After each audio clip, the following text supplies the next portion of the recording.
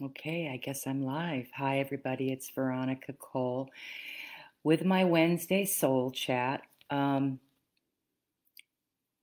This took me a little bit longer today. I had a lot of things going on, and so I'm posting this a little bit later. But because I had to do some contemplative thinking, and I wanted to talk a little bit today about the essence of being.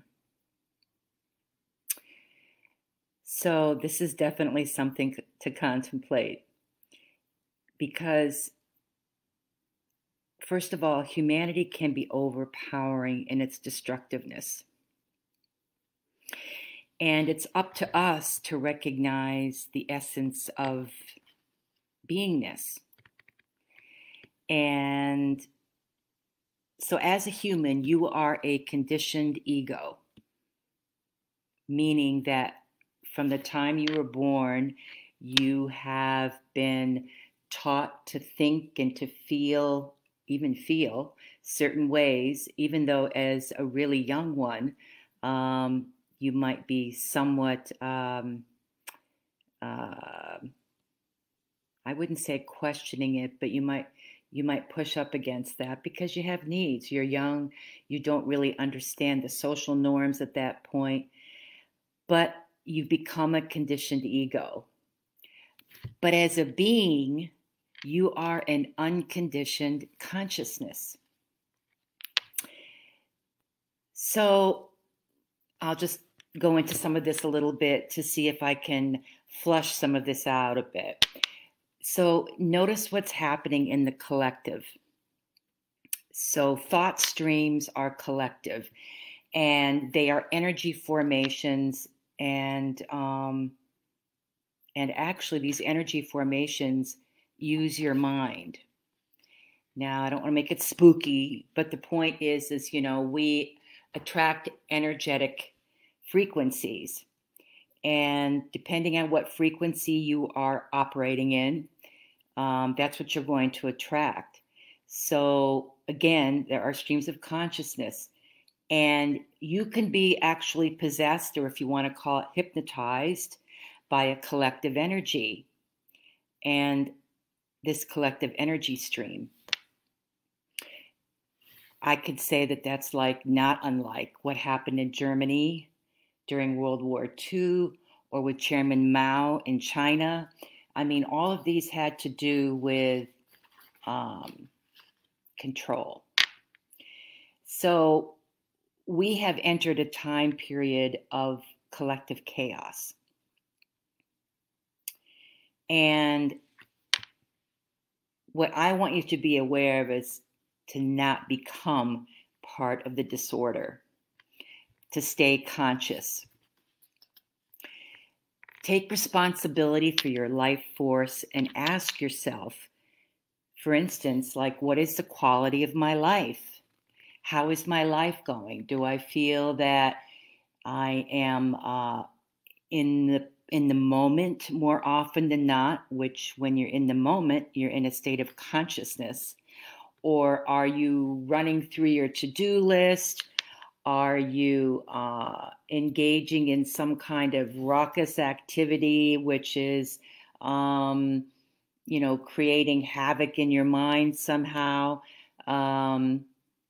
Are you engaged in many arguments? And can you see unconsciousness and still have compassion? Can you see that in somebody who is unconscious, and you know that they're unconscious because they're in their thought form? They're just in their thought pattern, and they're not really paying attention to you. It's like people like this often are thinking about the next thing that they're going to say to you, so they're not really with you. They're not really in your heart or in the feeling place. They're in this other place where they've just got, something else going on. Because there is consciousness in being. So if you think about how you feel when you're in that possibly prayerful state, that's a state of being. That's a state of consciousness. And Every time you meet a person, it's a possibility of a holy encounter. Seeing the divinity of every human. You don't have to agree with every human, but you don't have to battle it either. You don't have to follow the crowd. And there may be times when you feel that you have to take a firmer stance, but know what it is you're taking a stand on. Know if you're following this collective stream that may be working against humanity, and don't allow yourself to be hypnotized by, external events, because obviously there's a lot of that going on right now.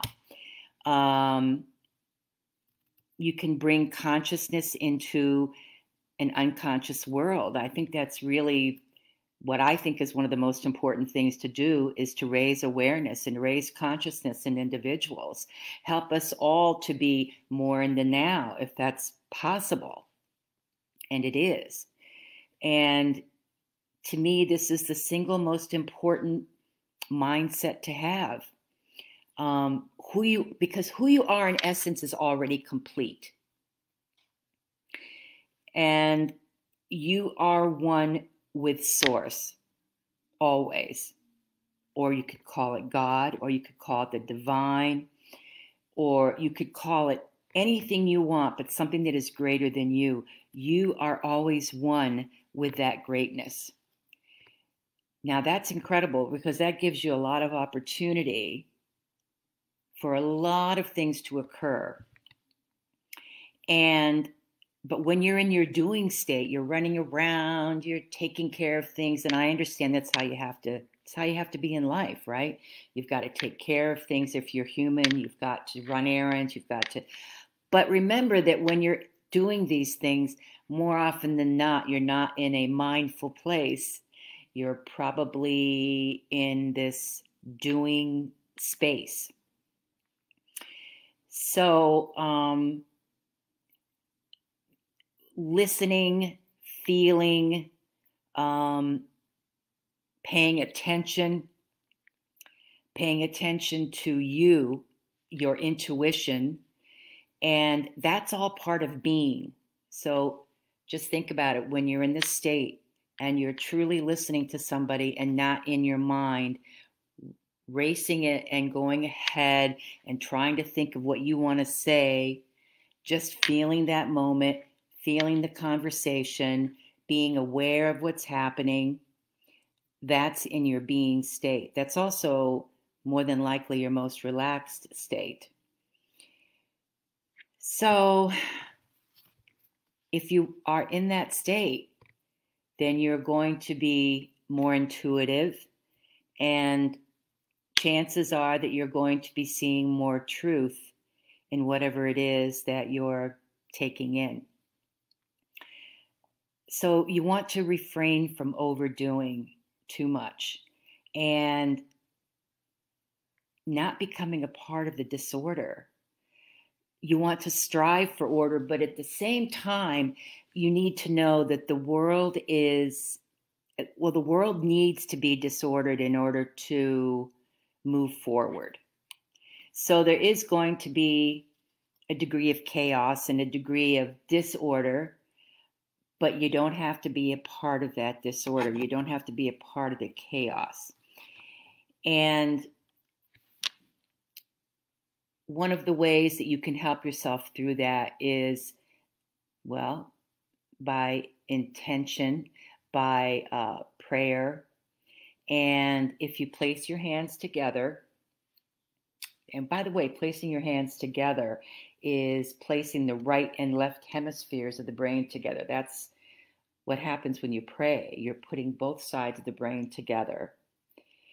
And you could say to yourself that I am consciousness, I am consciousness, I am consciousness, I am consciousness.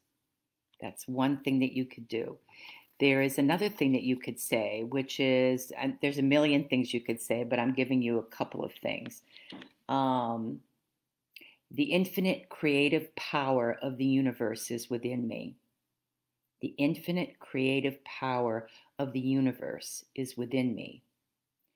I am a part of it, and it is beautiful. I am a part of it, and it is beautiful. And so it is. So that's my soul chat for today. And I will catch up with you next Wednesday. But I'm also going to make you aware of the fact that on November 9th, beginning on Mondays, and I believe it's going to be 3 o'clock, I am going to do another 5-day free video on Facebook through Zoom. And I'm going to be sending out registration forms for that. So if you're interested, then please keep that in mind. You could also give me a direct DM. And I hope you're having a rest of a good evening. And we will see each other soon. Thank you so much. Bye-bye.